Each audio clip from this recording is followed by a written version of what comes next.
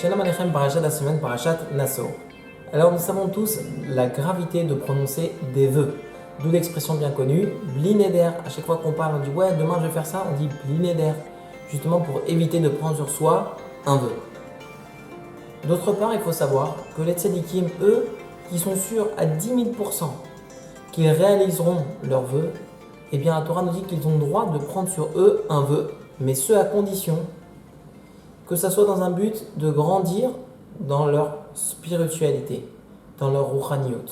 Si ça peut les aider à accéder à d'autres dimensions encore plus élevées, eh bien ça leur est permis.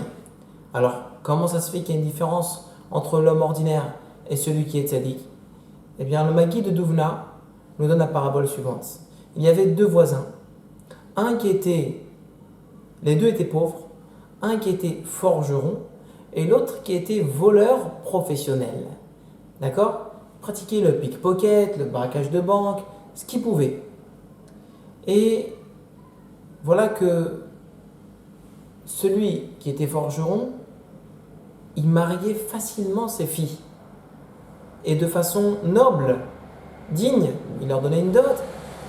Alors que l'autre, c'est-à-dire le voleur professionnel, il était toujours en galère d'argent. Il n'arrivait pas à marier ses filles. Et un jour, il dit stop, j'en ai marre. Je vois, il marie 1, 2, 3, 4, 5, bien. Et moi, j'arrive pas à marier la première. Comment ça se passe? Il est parti le voir. Il dit moi, c'est quoi ton secret? Il dit écoute, moi j'ai un secret, effectivement. À chaque naissance, eh bien, je prévois une tirelire que je verrouille avec un cadenas.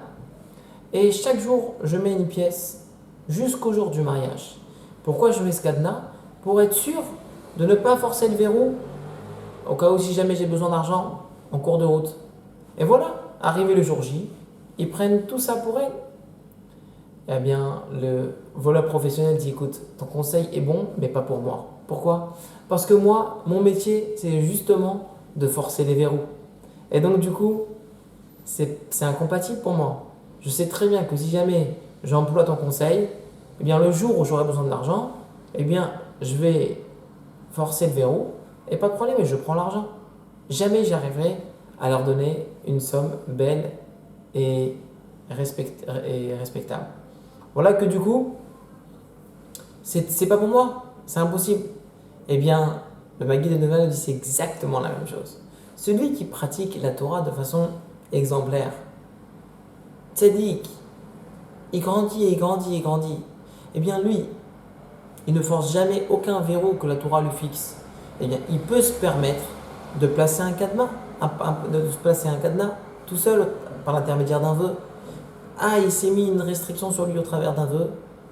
La Torah dit je te fais confiance. Je sais très bien, je vois au quotidien, jamais que tu forces les verrous. Jamais. Ceux qui sont fixés par la Torah, tu ne touches pas. Donc je n'ai pas peur de te donner en main un cadenas. Je sais très bien que tu le réaliseras et que tu ne forceras pas. Alors qu'à l'inverse, celui qui est l'homme simple, qui ne fait pas forcément attention à toutes les lois de la Torah, eh bien, il dit attends, je ne comprends pas. Aux lois de la Torah basiques, je vois que tu ne fais pas attention. De temps à autre, tu ne fais pas attention, tu les forces ces verrous.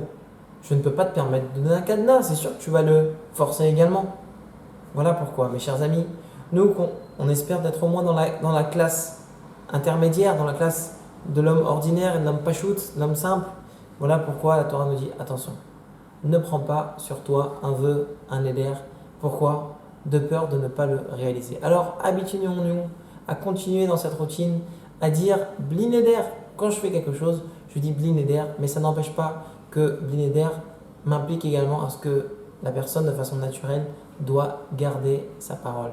Tu as sorti quelque chose, accomplis-le. Tu as dit bli neder, d'accord, tu t'es préservé du vœu, mais quand bien même si c'est sorti de ta bouche, efforce-toi d'accomplir les paroles qui sont sorties de ta bouche. Shabbat shalom à tous et Besorot Tovot, que des bonnes nouvelles, qu'on voit très bientôt le Biat Mashiach Tzidkenu, Bimira B'Yameinu, Amen, Shabbat shalom.